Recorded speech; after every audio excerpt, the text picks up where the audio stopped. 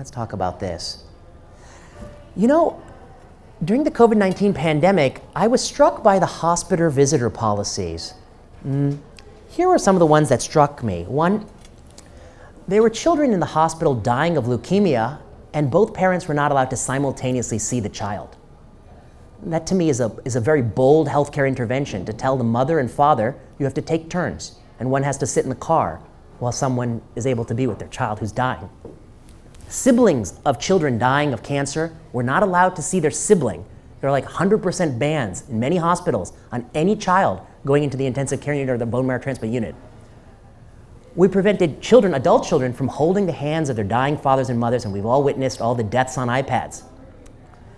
There is literally no credible evidence these policies slow the spread of COVID-19 in hospitals or in communities, and there was absolutely no effort to do something less than this, less draconian.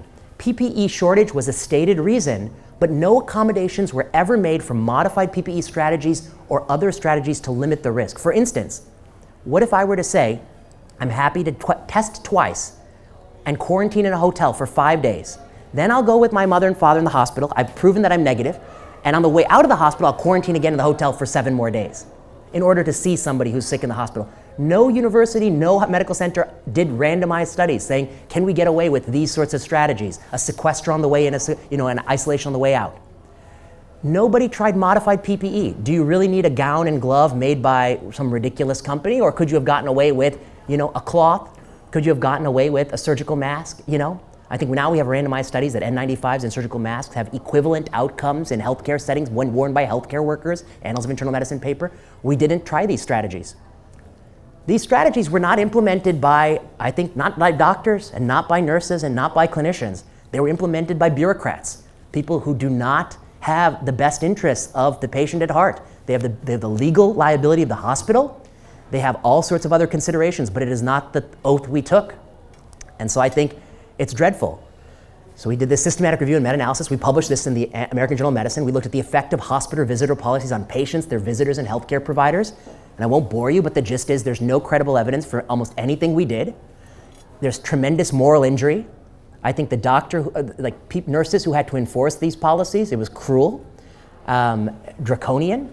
I'm glad that I never had to enforce these policies, and to the degree I had to, I would violate the rules probably because I can't enforce morally unjust rules, and they're not justified by evidence. So that's my first problem. It's problematic from a moral standpoint, problematic from a medical standpoint, and not a single attempt globally to generate evidence of variations in strategy to try to accommodate some of these natural human desires. The policy was set. No university randomized patients to iPad or allow the family with some mitigation and then measured COVID-19 spread to see is there actually an impact of the policy. How do we justify that? No university or hospital had debates on the policy. The policies were never debated. Not Stanford, not Johns Hopkins, not UCSF. There was no debate about these policies. They continued post-vaccination. The draconian hospital visitor policy continues post-vaccination. And then I'll just say, not to spoil this, we have an ongoing project where I think we've finished the data collection, so I can say it. We are contacting all the US News and World Report top 100 or whatever hospitals, and we are going through their visitor policies right now, and it's mind-blowing to me.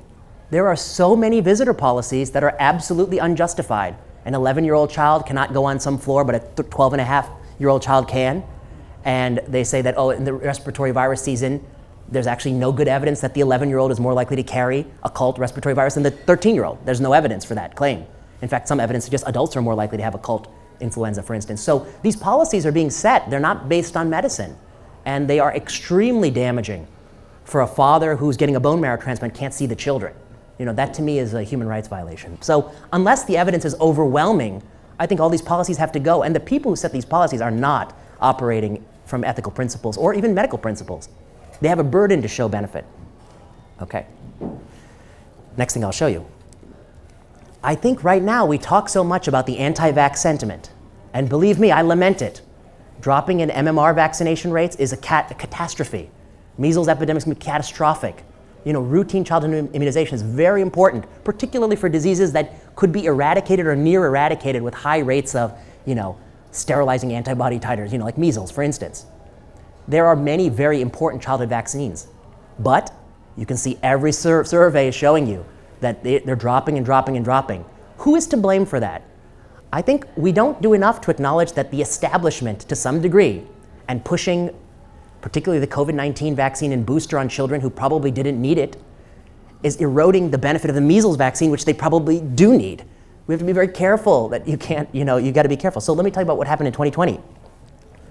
I think we forget, but when Trump was president, prior to the election, the entire media and the entire scientific community ran article after article, and I've cataloged all of these in a paper that's now been accepted for publication, coming soon. It's also available as a preprint. All of the quotes by experts about vaccines. Let me read you a few quotes. Number one, decades ago, vaccines developed against another coronavirus, feline infectious peritoneal virus, increased cats' risk of developing the disease caused by the virus. Similar phenomenon have been seen in animal studies for other viruses, including the coronavirus that causes SARS. The title of the article, Don't Rush to Deploy COVID-19 Vaccines and Drugs Without Sufficient Safety Guarantees. The paper appeared in Nature. And yet now, some believe that perhaps booster after booster may slightly increase your risk of acquiring the virus, but that is being dismissed as sort of a not acceptable concern. It was proudly put in Nature when Trump was president. Could Trump turn a vaccine into a campaign stunt? Even if a vaccine generates antibodies, it does not prove the vaccine is effective in preventing infection. It only makes it more likely that the vaccine would be effective. Serious but rare side effects might be missed. So they're saying antibody titers are not justified. This is Zeke Emanuel and Paul Offit. And yet, the last two booster rounds were justified only on the basis of antibody titers. I'm a big believer that the initial COVID-19 vaccine was beneficial for elderly and older people who had not already had COVID. I have no confidence the vaccine benefits somebody who had and recovered from COVID, and I have no confidence that we need, in the next 27 years of my life, I'm going to need 27 more boosters. I have no confidence that claim is true. There's no evidence that claim is true, and the annual booster is supported on threadbare evidence. The only person I see benefiting from the annual booster most clearly is Pfizer and Moderna. I don't see patients benefiting from that booster, and the same people who said antibody titers can't be used to support boosters in the beginning have now switched the mainstream position. This is the New York Times. Now they say, happily, the booster has good antibody titer data, you should get it.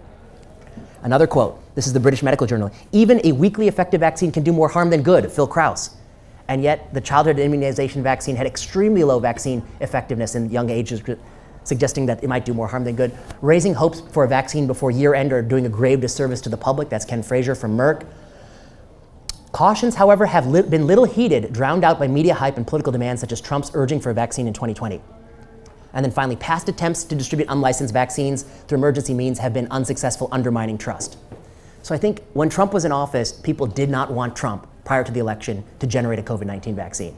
They thought it would be a stunt that would allow him to stay in office. And in response to that, there was 20, 30 media articles extremely critical of vaccines, seeding the public with the idea that vaccines can be dangerous and unsafe. So I think we did this damage. And let me show you this. This is Pew Research polling by gender, by race, ethnicity. This is May 2020 to September 2020. When Trump was in office, widespread decline in the share of people who said they would get a COVID-19 vaccine in direct response to, I think, a widespread media campaign to undermine the vaccine. Something particularly bad happened around Election Day, severely under-discussed. I think this is the last thing I'm going to tell you, and then we can talk. But I think it has to do with ethics and trial ethics. This is the real ethical conundrum. This is an article that appeared in the MIT Technology Review by Tony Regaldo. One doctor's campaign to stop a COVID-19 vaccine before Election Day. So one doctor's taking credit. So it turns out that Trump used to come on TV and he said repeatedly in the summer of 2020 that the vaccine is going to be approved in October. You remember he made this promise. I'm sure it's going to be approved in October. It's going to come in October. It's going to be great, be wonderful. You know how he is. Okay. All this bravado and promise. Okay. But why did he say that date? Well, when you run a randomized controlled trial of a vaccine product, what do? You get 20,000 people to take the vaccine and 20,000 people to take a placebo injection. And then you start giving people, actually the primary endpoint of the study is symptomatic SARS-CoV-2. So if you feel like you have COVID, you swab your nose, you put it in a pack, and you mail it to Pfizer. And Pfizer starts getting these packages. I feel like I have COVID, I feel like I have COVID, swab myself. And they start opening the packages. And then they may start testing. Package number 1, positive. Package number 2, negative, negative, negative, positive, positive, positive. Finally, they get 20 positives, 30 positives, 40 positives. When do they decide to stop and say, let's okay, let's just take a first look at the data. We've gotten 32 positive swabs. Let's take a look and let's see, is there a difference between the two arms? And the answer is they have a pre-specified statistical analysis plan. It says after X, Y, Z swabs, you're going to stop and look. And then they look to see an imbalance or skew. So let's imagine two scenarios. You have 32 events, 32 positive swabs, or you have 1,000 positive swabs. If you have 32 positive swabs, what kind of ratio do you need to see before you feel like, there might be something going on here? This vaccine might be working. What if it was 32 in one arm and 0 in the other? You'd say, that sounds pretty good, right? 32 events in one arm, placebo arm, and 0 in the vaccine arm. Sounds persuasive. What if it was 18 and 16, or 18-14 or something like that? 18-14. Is that persuasive? No. Okay, you see my point. With 32 events, the pre-specified statistical plan said 26 and 6, 27 and 5, 28 and 4 is persuasive, any of those numbers. But anything less than 26-6 is not persuasive. And that number doesn't come from thin air, it comes from something called the O'Brien-Fleming stopping boundary. And basically the way a trial runs is you run the study, and this is a complex graph showing a standardized z-score. I don't know if you remember this, but a z-score basically of negative 1.96 is the p-value of 0.05. And basically with lots and lots of time and lots of events, like if there's 1,000 events and it's 550, 450, that's very persuasive. Because with lots and lots of events, the skew has to be less before you think it's significant. It can stop the study. Okay, but with very few events, you need a very big skew to stop the study. And so this basically shows you with most z-scores, you continue. Here you stop for futility because there's no difference. And here you stop because one is better than the other, or the other way around, right?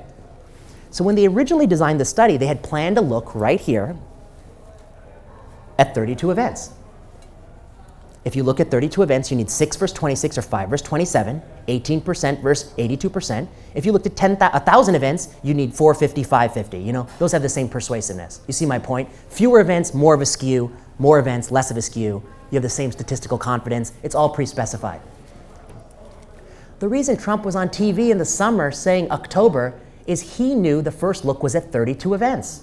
And he knew from the company the rate with which the tests were coming positive. They're coming positive maybe 5 a week or 7 a week.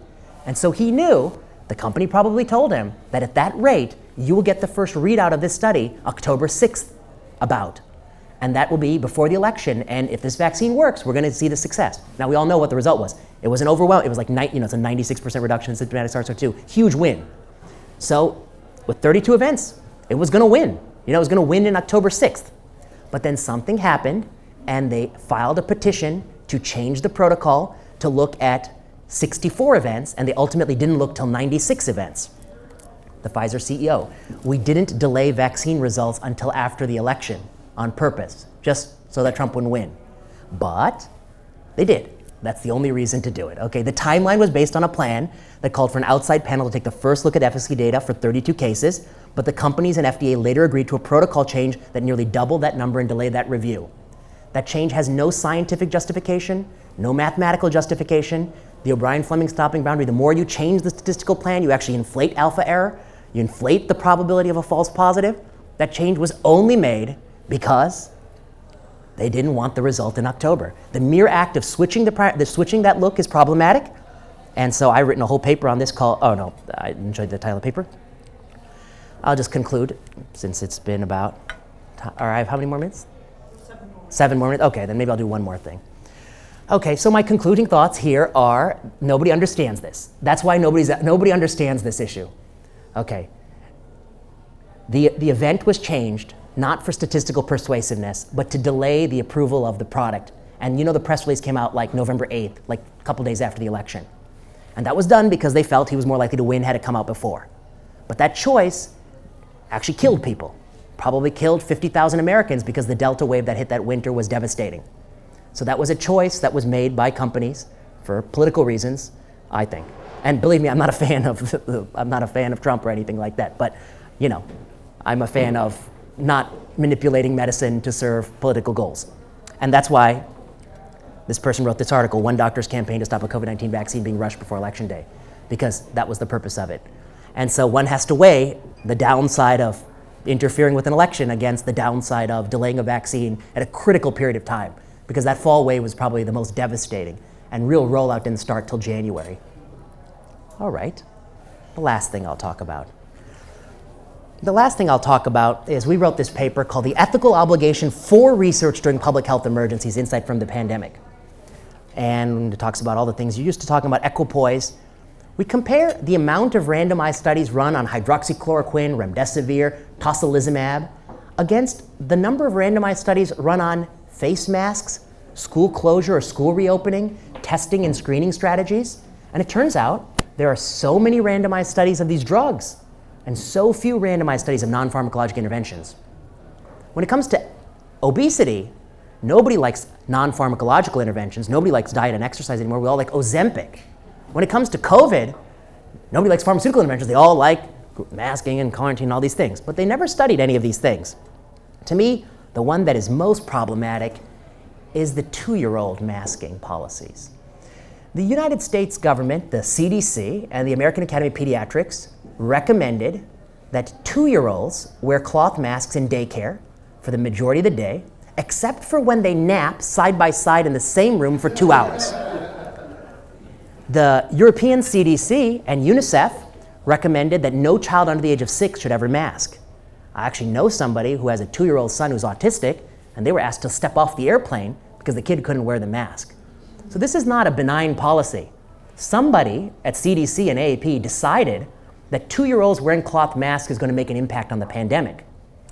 I don't know, there's no polite way to say it, but that person is off their rocker. I mean, there's just no way that could possibly be the case. Cloth masks don't work, 2-year-olds don't wear them with adherence, and yet we did this. This was universally enforced in this state. Palo Alto required masking for kids outdoors at K-8 public schools.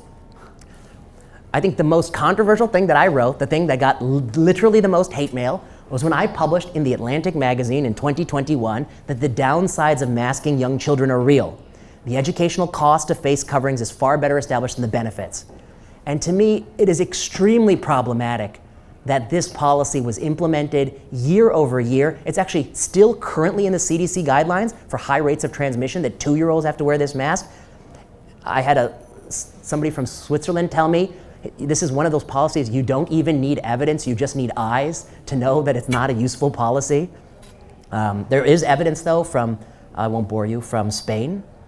The CDC director, Rochelle Walensky, testified in front of Congress that the reason she never studied the policy was she had no equipoise to study this policy in children. She says equipoise did not exist because we knew it worked. I think that's categorically false.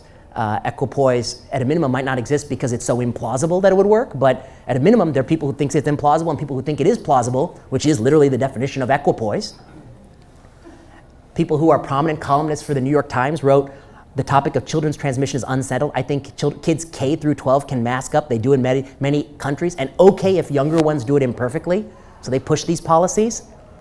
All right, I think I will stop there. I wrote this, Climbing the Pandemic Failures. I think it might not even be all or nothing, but we launched 0 randomized studies to test if masking works in any setting. And in my hospital, to date, my patients and I have been required to wear masks all this time.